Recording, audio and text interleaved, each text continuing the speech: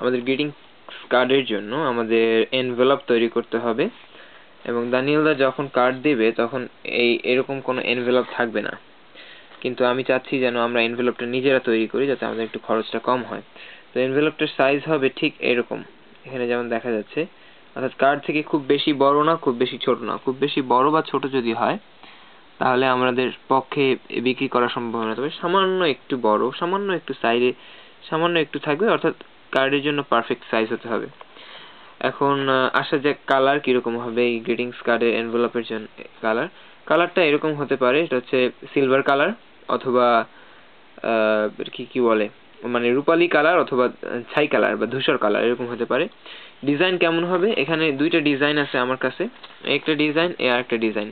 এখানে দেখা যাচ্ছে যে সমান ডিজাইন, আর এটা হচ্ছে তিন কোণা। তো আমাদের ডিজাইনটা হবে তিন কোণা, কিন্তু চেষ্টা করতে হবে যে তিন কোণা ডিজাইনে একটা আঠা, এখানে কোনো আঠার ব্যবস্থা নেই, এটা বাংলাদেশি এনভেলপ, কিন্তু এখানে একটা আঠার ব্যবস্থা থাকতে হবে যেন এটা আঠা লাগানো সহজ হয়, যেন থুতু দিয়ে বা পানি দিয়ে সহজে লাগানো যায় সেই ব্যবস্থা করতে হবে। যেমন এইখানে আছে একটা আঠার ব্যবস্থা, এখানে যেটা করা হয়েছে সেটা হচ্ছে যে এইটা যদি উঠানো হয়, উঠালে অটোমেটিক্যালি এটা লাগানো যাবে একটা স্টিকারের মতো।